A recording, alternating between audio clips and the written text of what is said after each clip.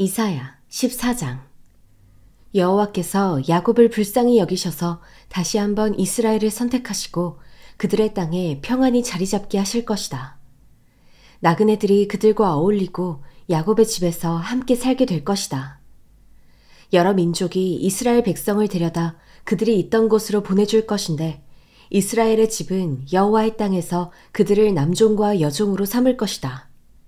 그래서 자기들을 사로잡았던 사람을 사로잡고 자기들을 압제하던 사람들을 다스리게 될 것이다. 그리고 여호와께서 아픔과 불안과 내가 당해야 했던 심한 노동에서 내게 쉼을 주시는 그날에 너는 바벨론 왕을 빚고와 이런 이야기를 만들어 노래할 것이다. 웬일이냐, 폭군이 없어지다니, 그 난폭함이 사라지다니. 여호와께서 악당들의 막대기와 지배자들의 규를 부러뜨리셨구나. 화를 내면서 백성들을 쉬지도 않고 치고 받더니 분을 내면서 민족들을 무자비하게 굴복시키더니 이제 모든 땅이 고요해지고 평온해져서 환호성을 터뜨리는구나. 심지어 향나무와 레바논의 백향목도 너를 보고 기뻐하면서 이렇게 말하는구나.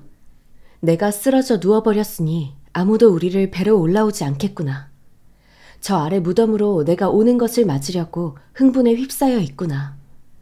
한때 세상을 통치하다가 죽은 사람들의 유령을 깨우고 각 나라의 모든 왕들을 보좌에서 일어나게 하는구나. 그들이 내게 이렇게 말할 것이다. 너도 역시 우리처럼 약해졌구나. 너도 우리와 같은 신세가 됐구나. 내 의기양양함이 내 하프 소리와 함께 무덤으로 내려갔으니 내 아래에 깔린 것은 구더기들이고 내 위에 덮인 것은 지렁이들이로구나. 웬일이냐, 새벽의 아들 샛별아. 내가 하늘에서 떨어지다니. 민족들을 무찌르던 내가 땅에 처박히다니. 너는 속으로 이렇게 말했었지. 내가 하늘로 올라가서 하나님의 별들보다 더 높은 곳에 내 보좌를 높이 세우겠다. 북쪽 끝에 있는 신들의 회의 장소인 산꼭대기에 내가 앉겠다. 내가 구름 꼭대기 위로 올라가서 가장 높으신 분과 같아지겠다. 그러나 결국엔 너는 저 아래 무덤으로 구덩이의 맨 밑에까지 내려가고 있구나. 너를 보는 사람들은 너를 가만히 쳐다보면서 곰곰이 생각할 것이다. 이 사람이 과연 땅을 뒤흔들고 여러 나라를 떨게 하던 그 사람인가?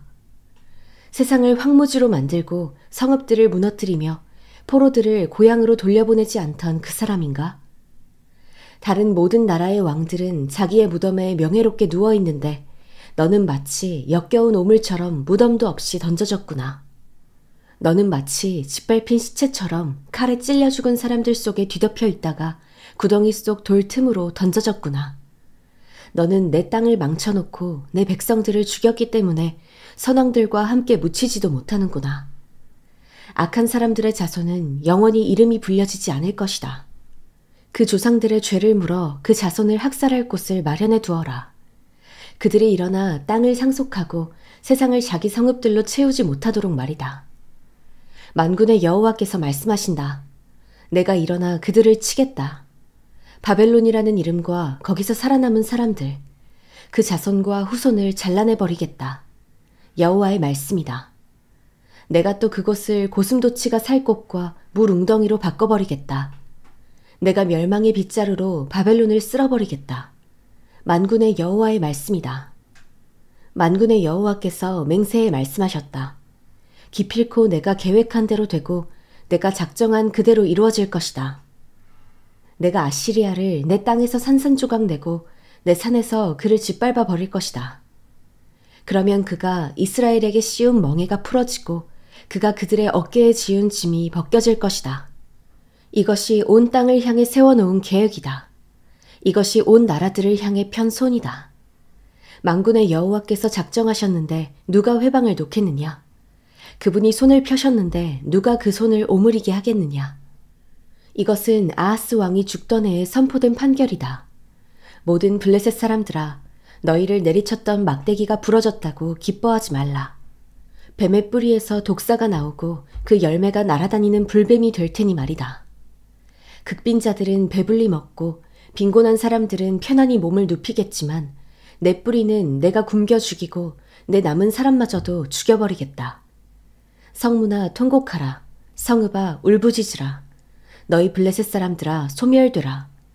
북쪽에서 대군이 흙먼지를 일으키며 내려오는데 아무도 그 대오에서 떨어져 나온 사람이 없구나.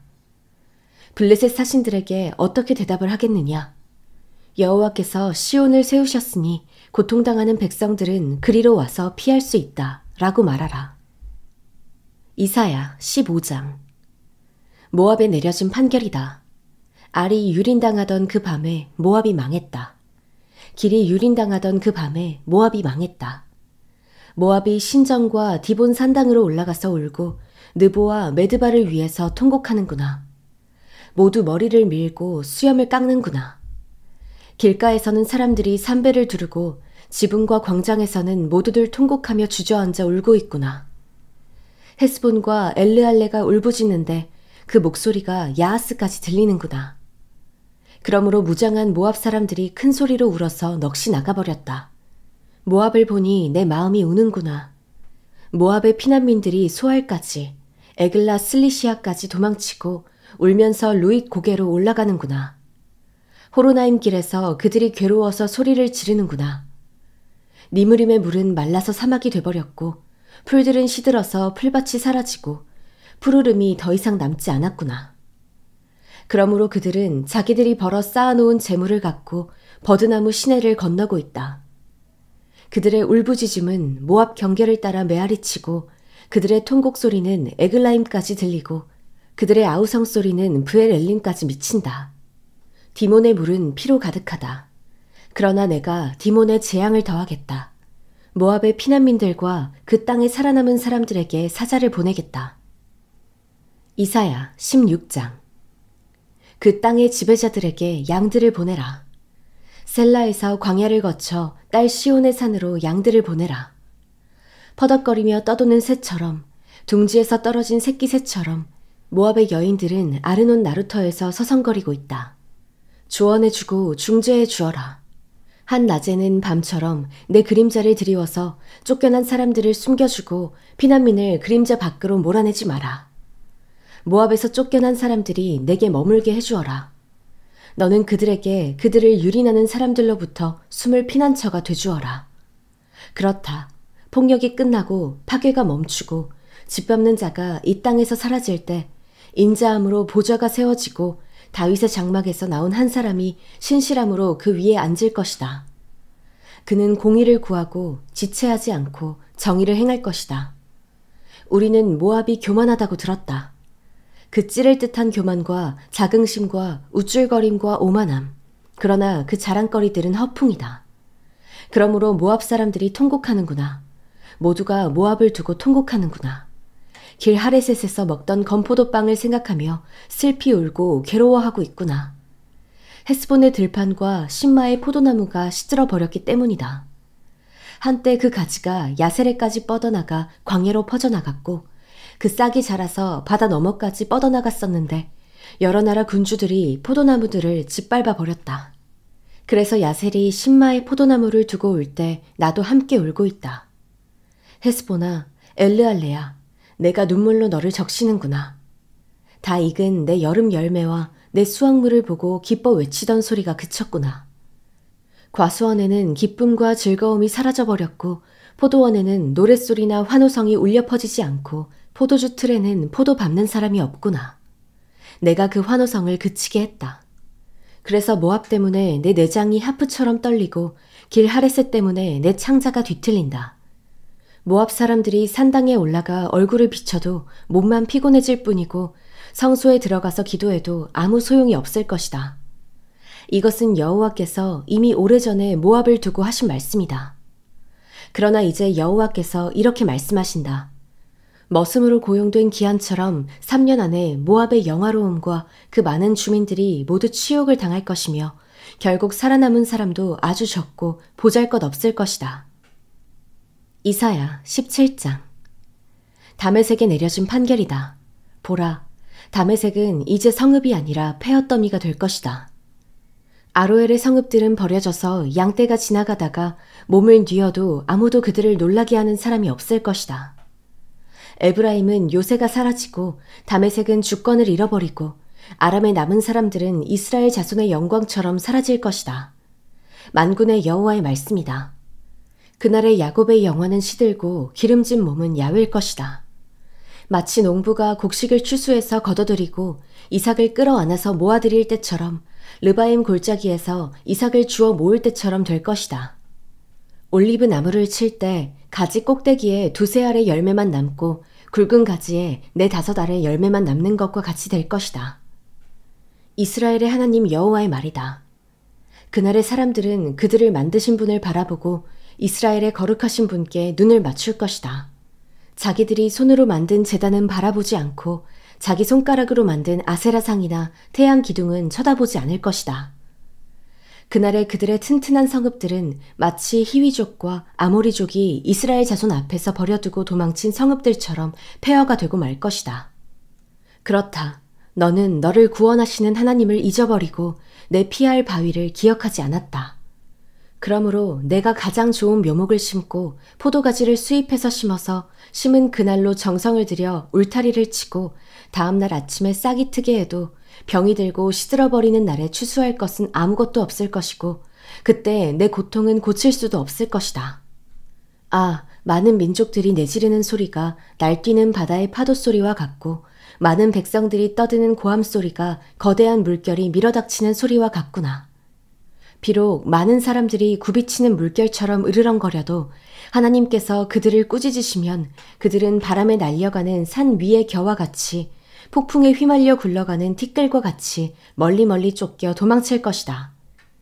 저녁에 밀려왔던 엄청난 공포가 아침이 오기 전에 이미 가고 없을 것이다. 이것이 우리를 약탈한 사람들의 몫이고 우리를 노력한 사람들의 운명이다. 이사야 18장. 에티오피아 강 너머 날벌레들이 윙윙거리며 날아다니는 땅에 재앙이 있을 것이다. 그들은 물에 파피루스 배들을 띄우고 강으로 특사를 보내는구나. 가라, 민첩한 특사들아. 키가 크고 매끈한 피부를 가진 민족, 멀리서도 사람들이 무서워하는 백성, 여러 줄기의 강이 흐르는 곳에 사는 사람들, 힘이 세어 적을 짓밟는 백성에게로 가라. 세상 모든 사람들아, 이 땅에 사는 사람들아, 깃발이 산 위에 세워지면 주목해보고 나팔 소리가 울리면 잘 들으라. 여호와께서 내게 이렇게 말씀하신다. 태양빛에서 조용히 어른거려 내리는 열기처럼 가을 추수의 열기 속에서 고요히 사라지는 이슬처럼 나는 내 처소에서 잠잠히 살필 것이다.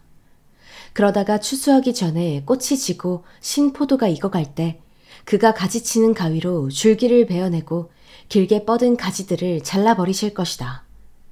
그 가지들은 모두 버려져서 산에 사는 맹금들과 들짐승들의 먹이가 될 것이니 독수리가 그것으로 여름을 나고 모든 들짐승이 그것으로 겨울을 날 것이다. 그때 만군의 여호와께서 예물을 받으실 것이다. 키가 크고 매끈한 피부를 가진 민족, 멀리서도 사람들이 무서워하는 백성, 여러 줄기의 강이 흐르는 곳에 사는 사람들, 힘이 세어 적을 짓밟는 백성들이 만군의 여호와의 이름이 모셔진 시온산으로 예물을 들고 올 것이다.